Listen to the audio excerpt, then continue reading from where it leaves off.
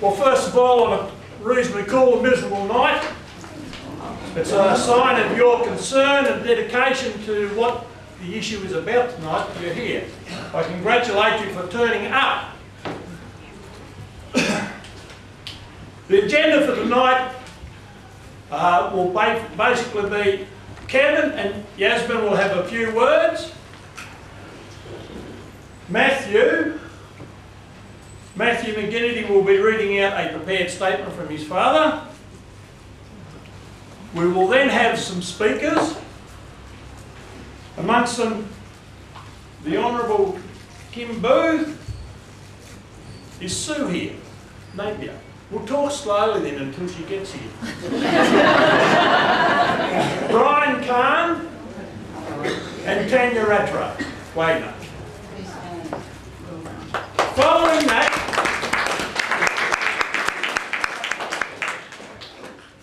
that, we will have questions and comments from the floor.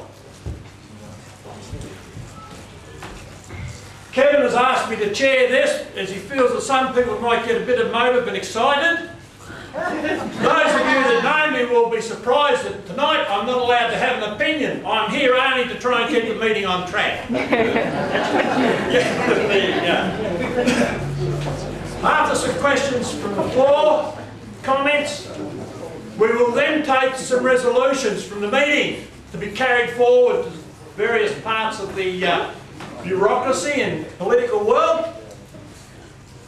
There have been some resolutions, thank you for that, some resolutions prepared, and we will go through those one by one, approve or disapprove. But in the fact that there are prepared resolutions, that does not stop you from suggesting an alteration or indeed putting up your own resolution once we've gone through them. So, ladies and gentlemen, without any further ado, I would ask Kevin to have a few words.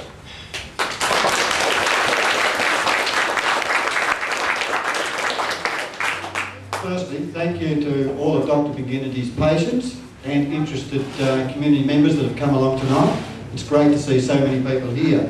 Firstly, I'm not going to take too long, but all I want to do is give you an update as to where we've got to at this particular time. It's not very good because we're not satisfied with these two undertakings that were sent to Dr McGinity. As you know, you people have worked very hard, you've fought very well, you've done very exceptionally well with these petitions, and I'm going to tell you, it wasn't 3,000 petitions, we actually raised and got signatures for 5,000 petitions.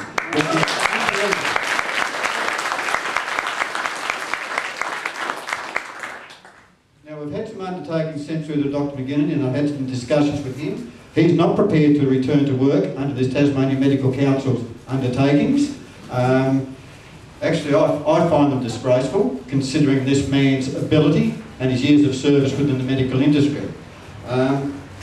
What we would like to do tonight, though, is give you an update as to where we got to with Peter Sexton, and that was when Yasmin and I visited him in the Medical Council in Hobart.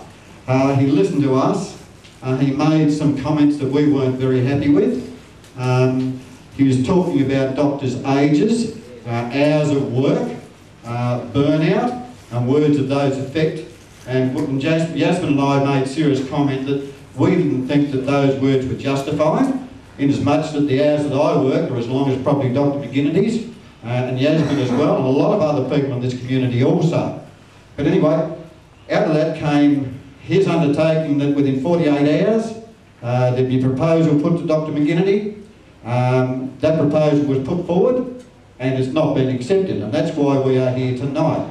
We are going to try and find another way to move forward to try and get this doctor re-established and reinstated fully as he should have been in the first place.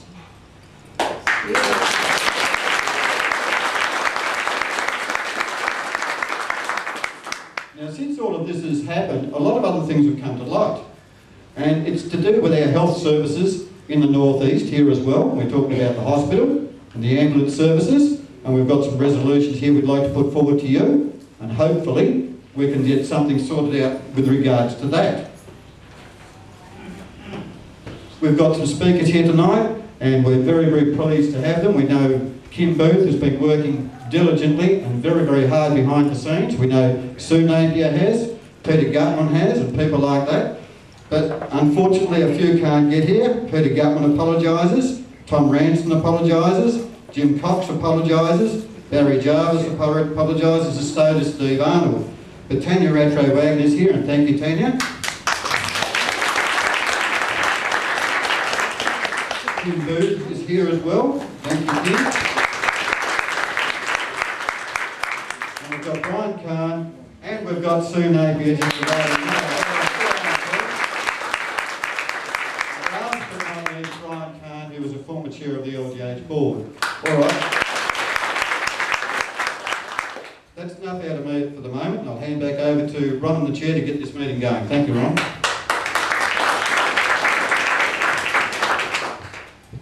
Next item, Yasmin has a few words she would like to say, and as the person who's put a lot into this, I'm sure you'll lend her a good ear.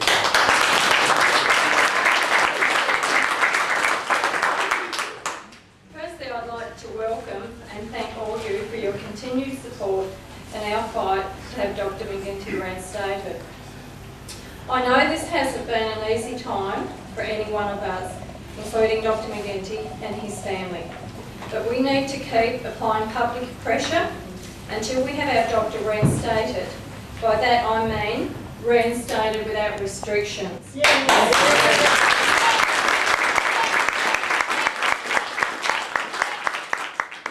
We are not satisfied with the response from the Medical Council. That is why we are now going to the Ombudsman.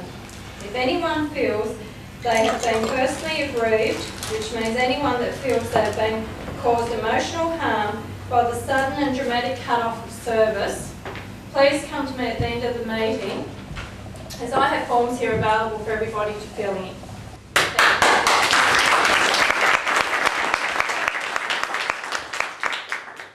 Thank you, Yasmin. I next call upon Matthew McGinity. Matthew is going to read a statement prepared by his father.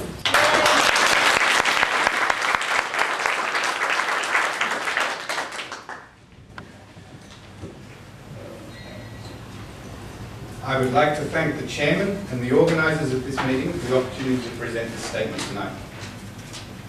I would like to give you all an update on the current situation.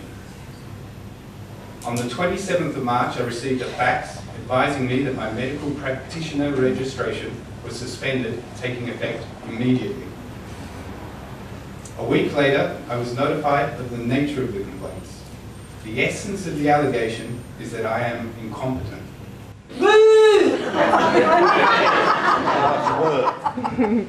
Goodness. I refute this, and I intend to fight the suspension vigorously. Yes!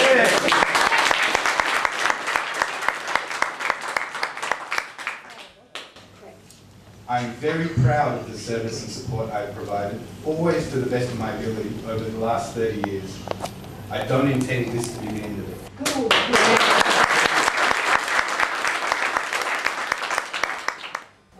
I've completed my response to the Medical Council, and by the end of the week, the matter will be in their hands. I am also appealing against the suspension in the Supreme Court. Yesterday, the court accepted the appeal. A date for the hearing is yet to be set. At this moment, my main priority is to get back to work, whatever it takes. You may have heard, or have just heard, that the Medical Council offered to partially lift the suspension, providing I agree to a number of conditions. These conditions included only working with a mentor doctor present on site,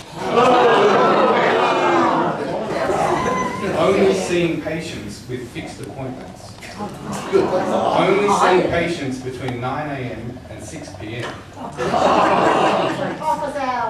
not making any home visits, except in the case of my palliative care patients, where the palliative care team is actively involved.